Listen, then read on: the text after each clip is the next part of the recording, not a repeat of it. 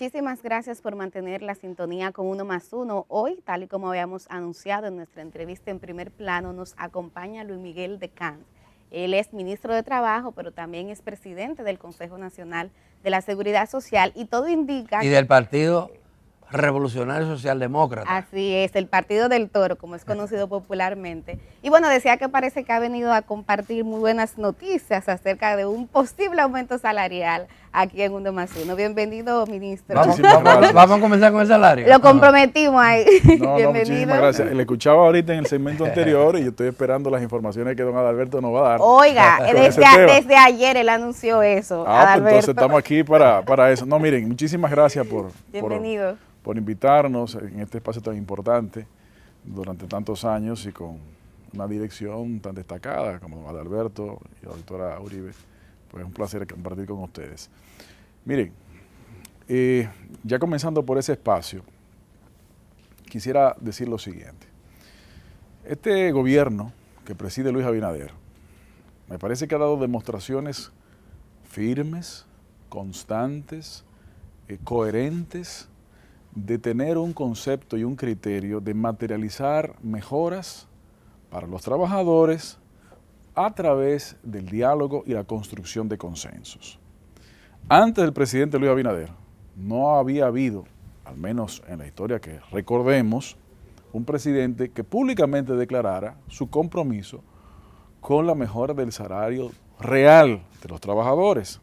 Recordemos que el salario real no es simplemente el número, tiene que ver obviamente con el ingreso, exactamente, pero también tiene que ver con otros servicios colaterales de transporte y otras cosas más.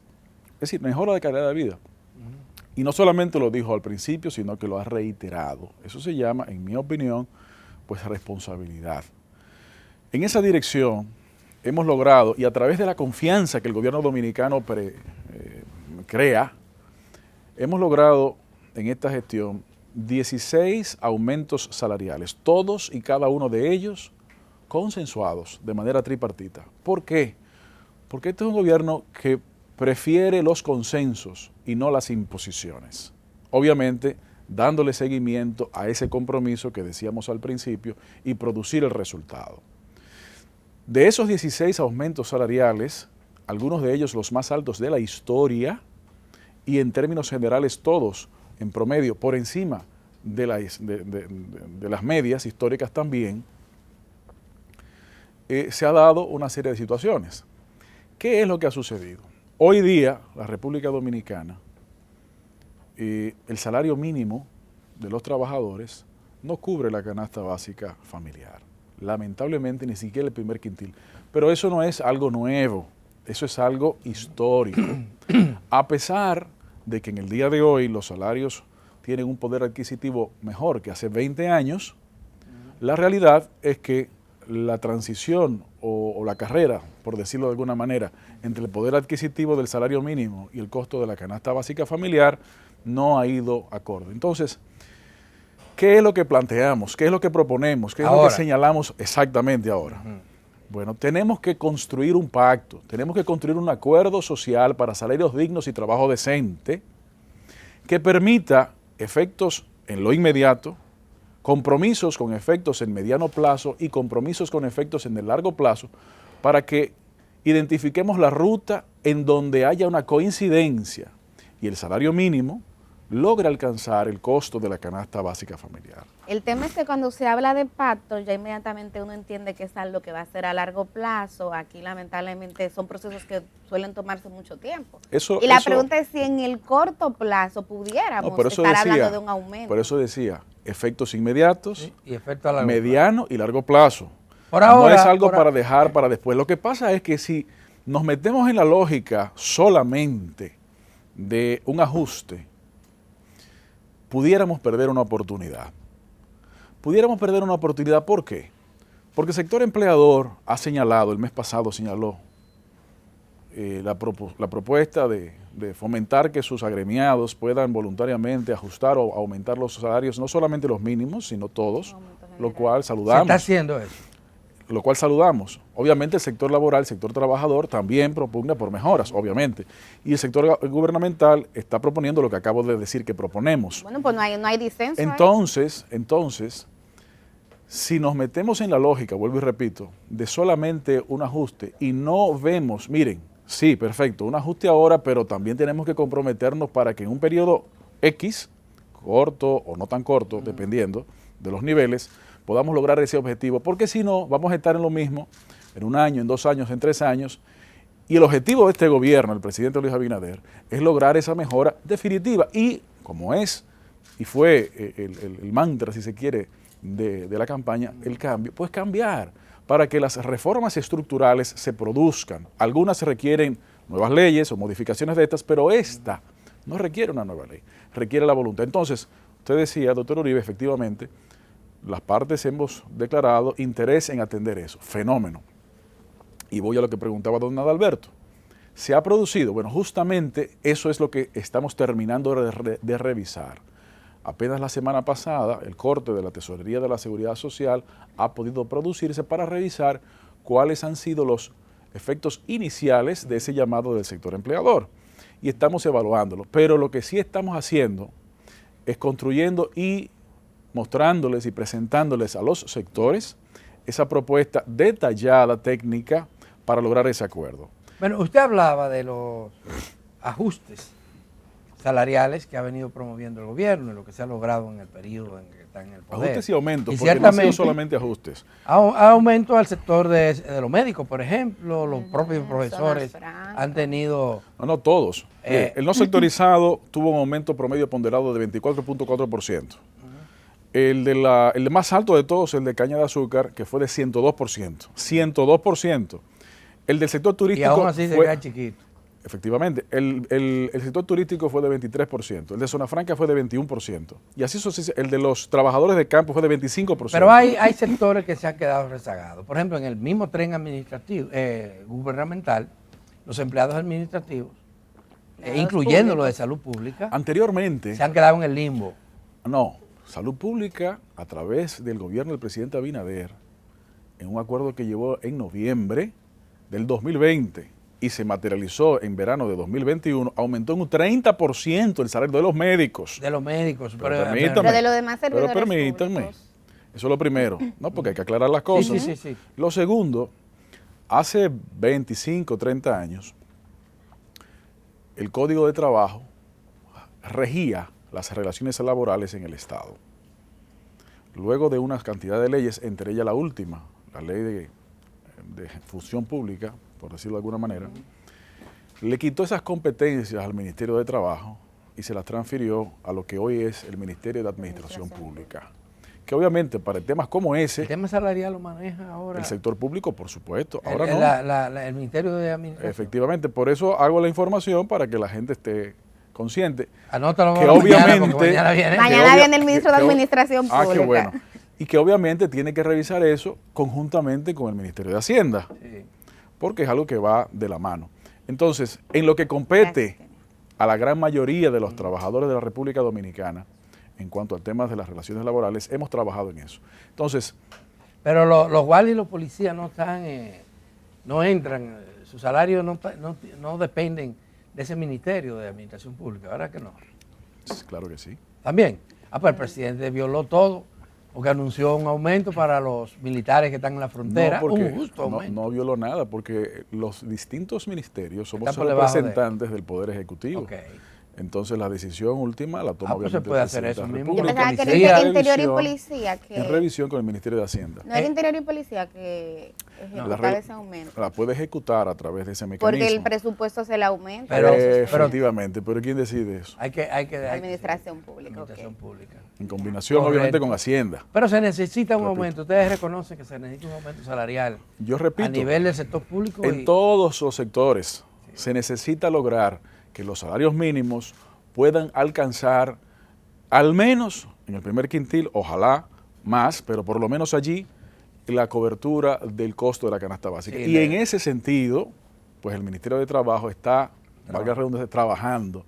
Y hemos producido esta propuesta que a partir del día de ayer hemos comenzado a socializar en los medios de comunicación para informar que el gobierno propone ese entendimiento con efectos inmediatos, compromisos para efectos en el mediano y largo plazo. Si estamos de acuerdo en ese objetivo, que creo que debemos todos estar de acuerdo, podemos hacerlo.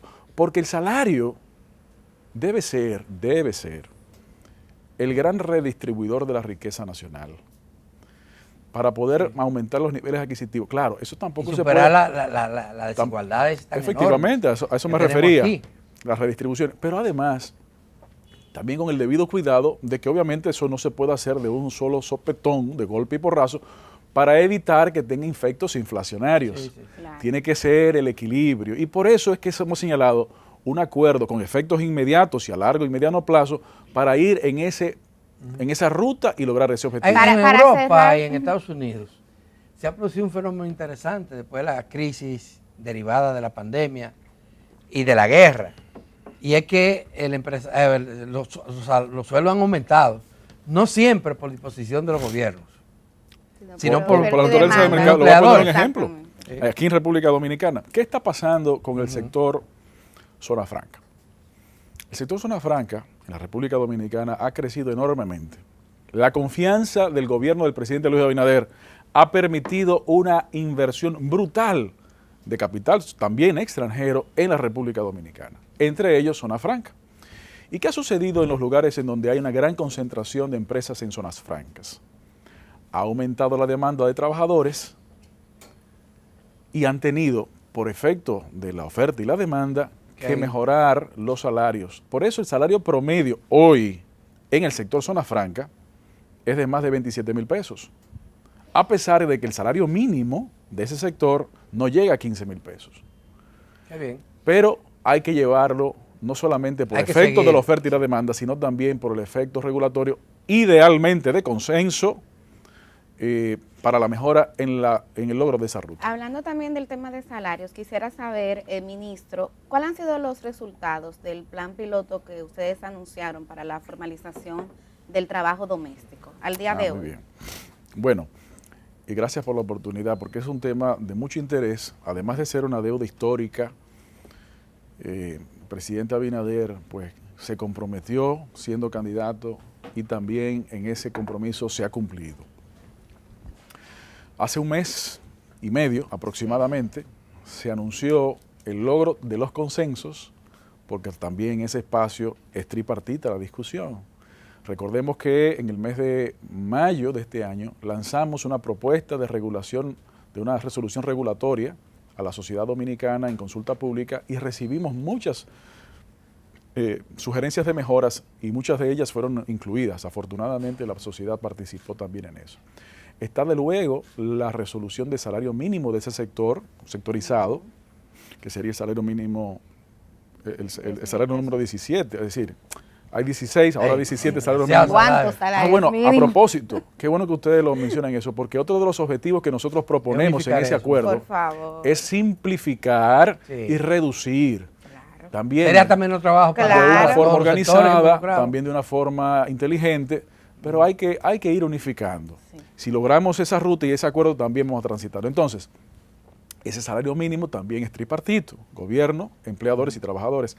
Y la resolución al efecto para que pueda ser formalizado en la protección de la seguridad social, también por la composición del Consejo Nacional de la Seguridad Social, pues también fue no solamente tripartito, sino plural, porque el Consejo es plural actualmente. En las tres resoluciones se estableció una vacatio legis, un periodo durante el cual todavía no se aplicaba para poder completar los procesos administrativos internos de 3 meses. Ha pasado aproximadamente la mitad de eso, por lo tanto, todavía no se puede materializar los efectos inmediatos. Ahora sí podemos informar que la intención y lo que estamos terminando de coordinar con la Tesorería de la Seguridad Social, el Ministerio de Trabajo y demás organizaciones como la CISALRIL, por ejemplo, es lograr que el mecanismo de registro sea simple, sea amigable, sea fácil, que se pueda acceder también. Porque ahí hay patronas y patronos. También se puede acceder de manera virtual y se pueda establecer un sistema de pago recurrente que no sea traumático. Porque no es solamente lograr el objetivo de las resoluciones a través de la cual existe la manera de formalización, es lograr la formalización. Claro. Y obviamente sabemos que esto es algo que va a tomar tiempo. Sí. Existen más de 140.000 personas que trabajan en el sector doméstico, el 92% de los cuales son mujeres, que por cierto, en las diferentes industrias que componen el tejido productivo nacional, la segunda área con mayor cantidad de trabajadoras mujeres después de comercio y servicios es trabajo doméstico.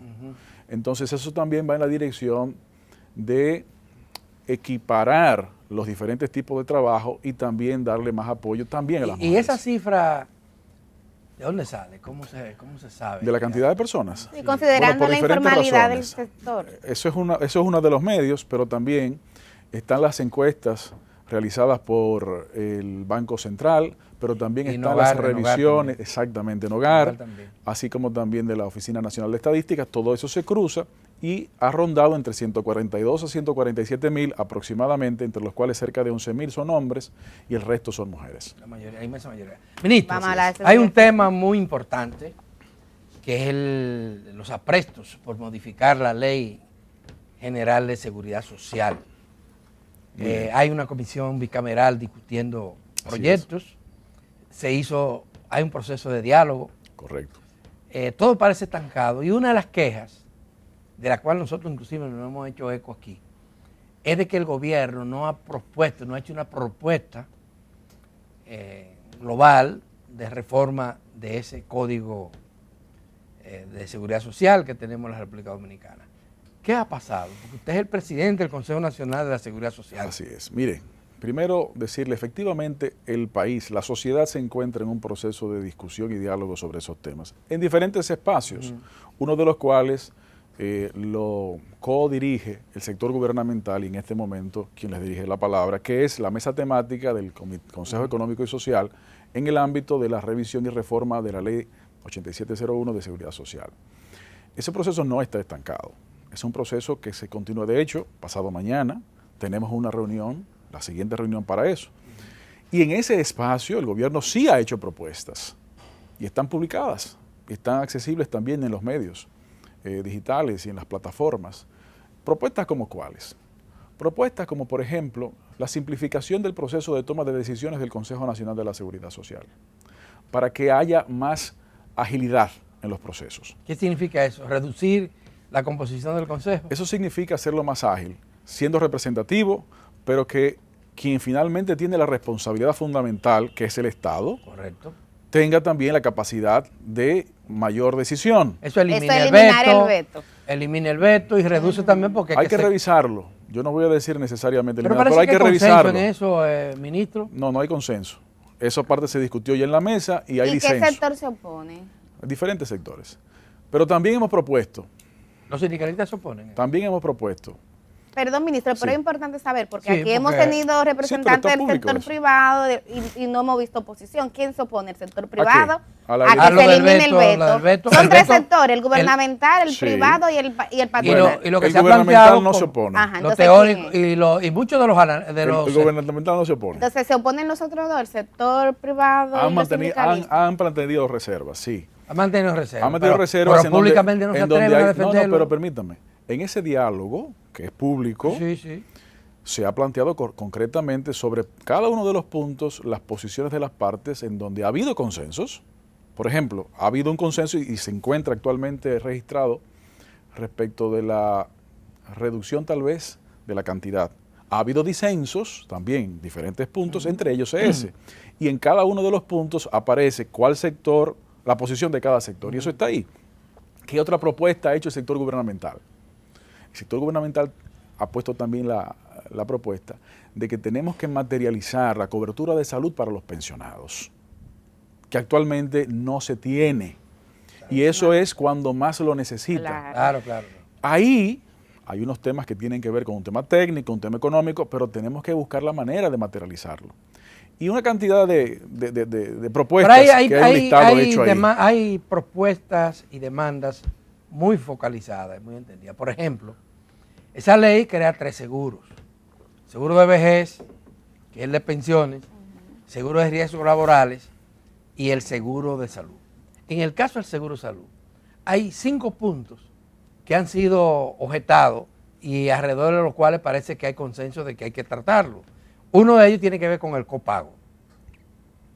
El copago que es muy alto, extremadamente alto, más que el que teníamos antes de iniciada la reforma del sector salud. 2, el tema de la cobertura de los seguros. La ley habla de un plan básico de salud, pero al final no se ha hecho ni siquiera un plan básico de salud. Así es. Que contenga la posibilidad de que la gente tenga acceso a eso.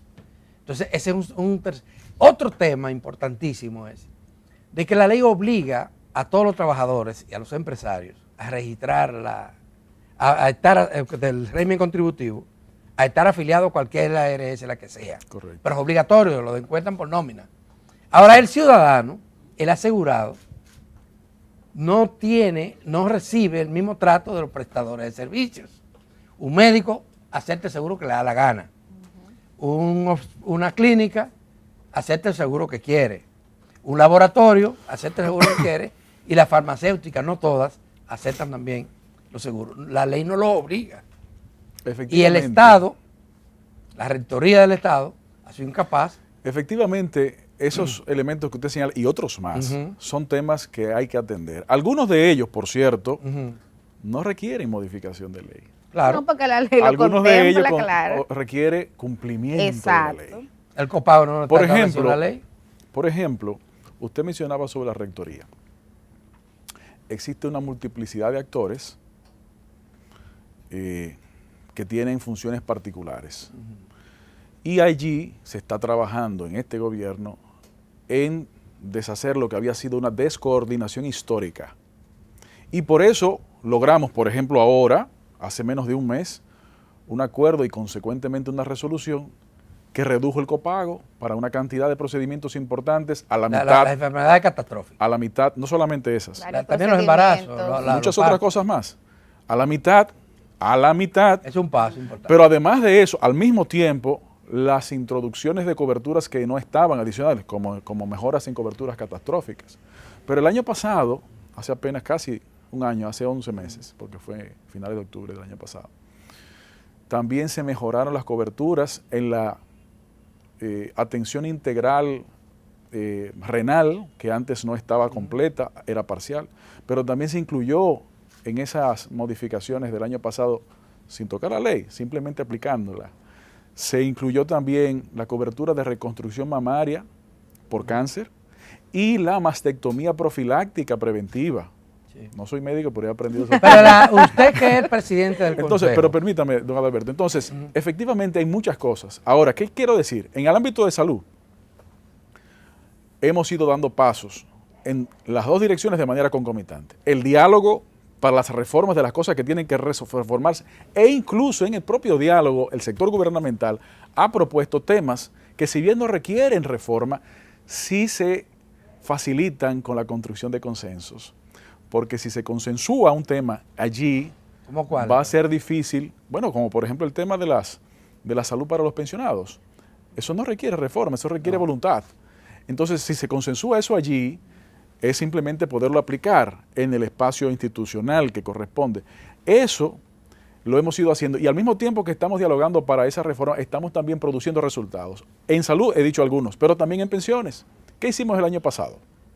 El año pasado logramos la eliminación del requerimiento de las declaraciones de impuestos sucesorales para acceder a las pensiones de los fallecidos, que posteriormente el Congreso, a través de una iniciativa en el Senado, lo hizo ley. Fenómeno.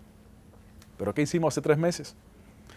Oiga bien, don Adalberto, mi querido doctor Uribe, logramos un consenso, por eso he dicho, este gobierno prefiere los consensos sin renunciar a sus obligaciones. Construir un consenso para que más de 7.500 millones de pesos de los fondos de pensiones les fuera entregado por retiro anticipado, por ingreso tardío, a más de 28.000 familias. Eso es un dinero importante y eso beneficia a una cantidad importante de gente. ¿Que faltan cosas? Claro que faltan cosas, pero después de 20 años o 16 que estuvo aplicándose esto en los gobiernos del PLD, este gobierno que preside Luis Abinader ha comenzado a aplicar muchas de las cosas que la propia ley establecía. La reforma ya no va a ser posible este año. ¿Cuál de ellas? Porque acuérdese también que al mismo tiempo de eso, y aprovecho y lo recuerdo aquí, estamos trabajando en la reforma del Código de Trabajo. Sí. ¿Por qué? Porque la propia Ley de Seguridad Social señala en su artículo 20, párrafo 2, la creación de un seguro de desempleo. Pero eso tiene que estar vinculado a una revisión del Código de Trabajo que también estamos desarrollando. Y el mismo régimen creaba 3 regímenes de aseguramiento. Así es. El contributivo, el subsidiado y el mixto. Pero El mixto comienza con la comenzamos doméstica, con un piloto especial en ese sentido. Pero usted hablaba de la rectoría y la coordinación de las instituciones. Es que hay un obstáculo legal para que haya una rectoría eficiente. La misma ley de seguridad social y la ley de salud, y luego la ley que crea el Servicio Nacional de Salud, que es otra ley, son 3, plantea que cada una de estas instituciones, la Superintendencia de Salud y Riesgos Laborales, la Superintendencia de Pensiones, tienen autonomía. Yo creo que... gerencial y financiera. Yo no creo que haya una imposibilidad legal, don Adalberto, porque el rector de la salud en la República Dominicana es el Ministerio de Salud. De palabra. Exacto. No, permítame.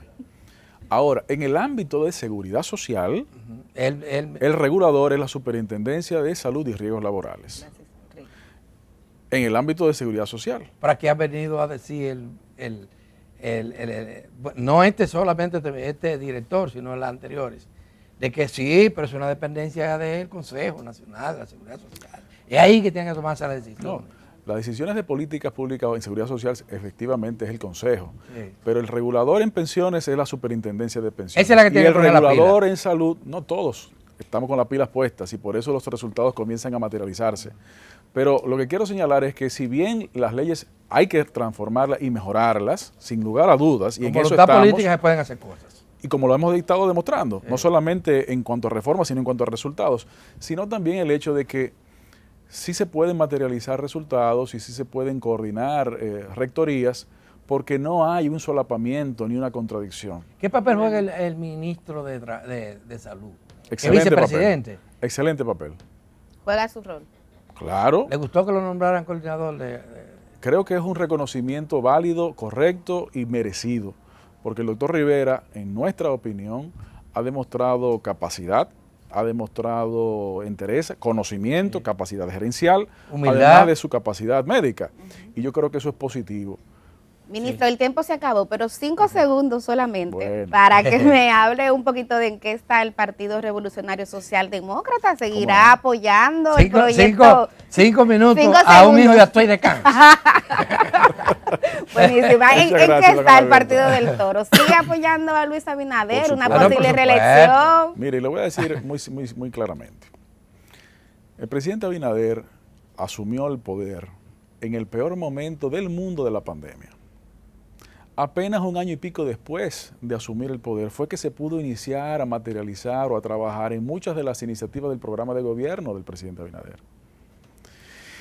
Y a pesar de eso, los resultados en la pandemia, en la atención económica, en todas las direcciones, están ahí, sin perder su transparencia, sin perder su sensibilidad, su cercanía, al contrario, manteniéndola y fomentándola.